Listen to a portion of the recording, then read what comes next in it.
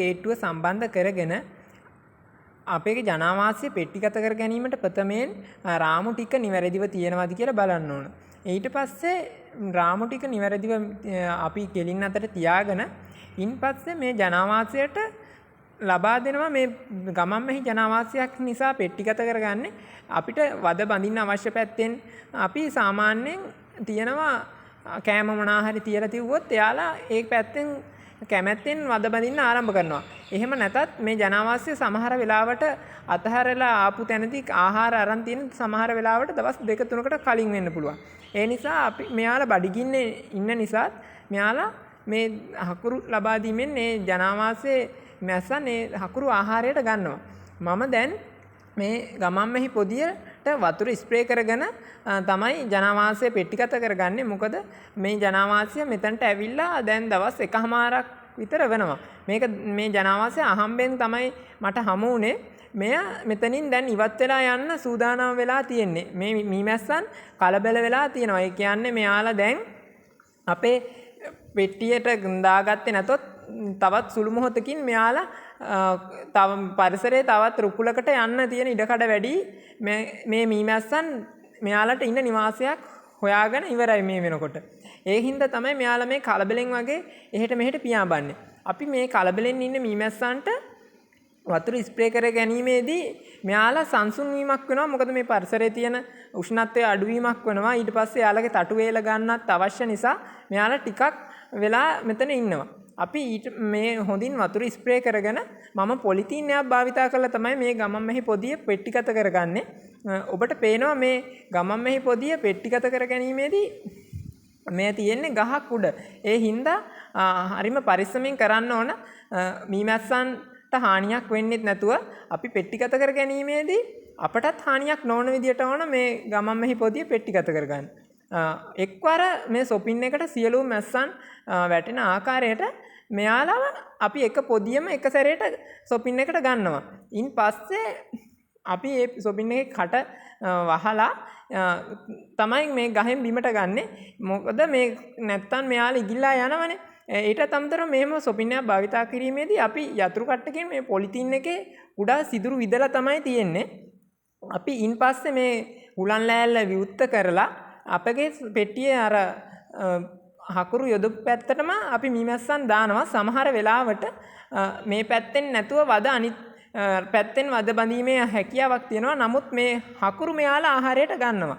අපි පෙට්ටිය වහනවා කොටත් හොඳින් මතක තියාගන්න ඕන මේ මීමැස්සන්ට කිසිම හානියක් නොවන ආකාරයට මීමැස්සන්ගේ කිසිම මැස්සෙකුට හානියක් නොවන්න මේ පෙට්ටිය වහගන්න, හුලන් ලෑල්ල වහගන්න. ඉන් පස්සේ අපි මේ මීමැසි පෙට්ටියට කළුවර අවශ්‍ය නිසා, මොකද මේ අවස්ථාවේ ආලෝකය හුඟක් වැඩි, ඒ කියන්නේ හිරු එළිය වැඩි. ඒ නිසා මම වහලයත් හුලන් ලෑල්ල ඉහළින් තියනවා. ඉන් පස්සේ අපි මේ පොලිතීන් එකේ තවත් මීමැස්සන් ප්‍රමාණයක් රැඳිලා ඉන්නවා.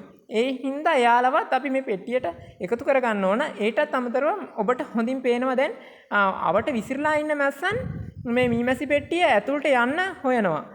මොකද මට මේ විදියට මේ මීමැස්සන් මේ කලබලෙන් වගේ හොයන්නේ මෙයාලගේ රැජින.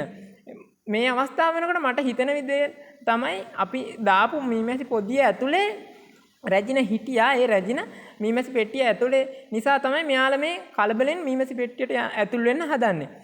ඒත් අපි හොඳින් මතක තියාගන්න ඕන අපි පරිසරය ගැන අවධානයෙන් ඉන්න. සමහර වෙලාවට මේ ඉගිල්ලෙන මීමැස්සන් අතර රැජින ඉන්න තියෙන ඉඩකඩ වැඩි. ඒ නිසා අපි පරිසරය ගැනත් හොඳින් අවධානයකින් ඉන්න ඕන. ඊට පස්සේ අපි මේ පොලිතීන් එකේ ඉන්න මැස්සන් මෙහෙම කට ළඟට කිට්ටු කරලා එයාලත් පෙට්ටියටම ඇතුල් කරගන්නවා. ඒ සමගම හොඳින් බලන්න ඕන මේ පොලිතීන් එක ඇතුලේ රැජින රැඳිලා ඉන්නවද කියලා. ඉන් පස්සේ අපි පොලිතීන් එක ඇතුලේ ඉන්න මීමැස්සන් සියල්ලම පෙට්ටියට යන්න මේ විදිහට කට විවුර්ත කරලා තියාගන්නවා. ඊටත් අමතරව ඔබ හොඳින් මතක තියාගන්න ඕන මෙවන් ජනාවාසයක් පෙට්ටිගත කර ගැනීමේදී අපිට සාමාන්‍යයෙන් හොඳයි දවසේ විතර තියෙන අලුත් නිරෝගී ජනාවාසයකින් පිලාවදයක් ලබා දීලා පෙට්ටිගත කරගන්න පුළුවන්. ඒ කියන්නේ ඉස්සෙල්ලාම පිලාවදය අපි පෙට්ටියට එකතු කරගන්නවා. ඊට පස්සේ තමයි ජනාවාසය පෙට්ටිගත කරගන්නේ. එහෙම කරන්න පුළුවන් කමක් තියෙනවා නම් අපිට මේ ජනාවාස පෙට්ටිගත කර ගැනීම ඉතාමත් පහසු වෙනවා. මෙයාලව මේ පෙට්ටිය ඇතුළෙම නවත්ත ගන්න. ඔබට හොඳින් බැලුවොත් පේනවා දැන් මේ වන විට සියලුම මීමැස්සන් මේ පෙට්ටිය ඇතුළට යන ආකාරය ඔබට පේනවා.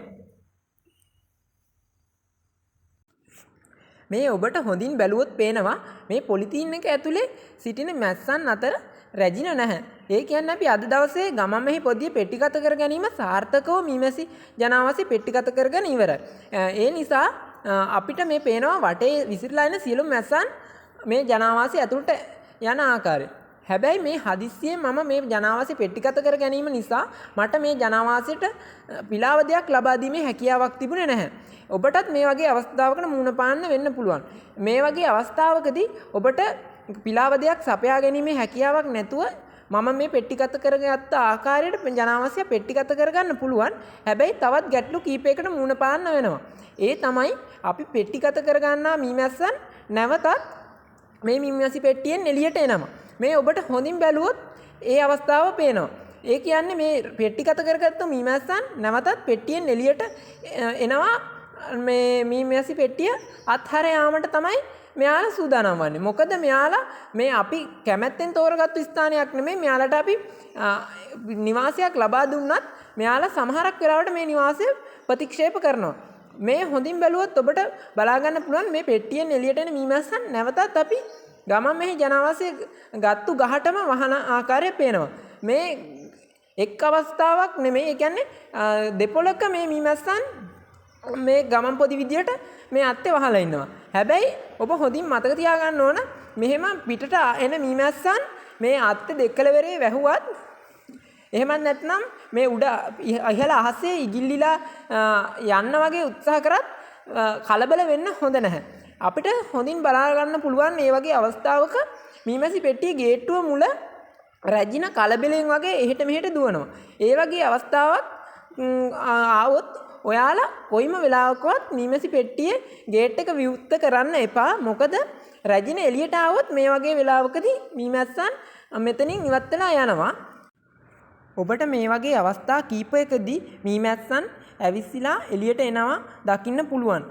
නමුත් මේ වගේ අත්තක වැහුවත් ඉහළ අහසේ ඉගිල්ලුණත් මීමැස්සන් රැජිනව දාලා හුඟක් වෙලාවට පෙට්ටිය අතහැර යන්නේ නැහැ.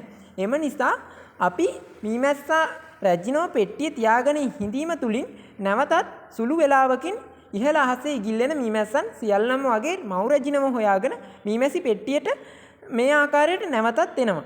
ඔබට හොඳින් බැලුවොත් එය දැක බලා ගන්න පුළුවන්. නමුත් මම මේ කියන ආකාරයට වෛරස් රෝගී තත්ත්වයේ වැළඳුණු ජනාවාසයක් ක්‍රියා කරන්නේ නැහැ.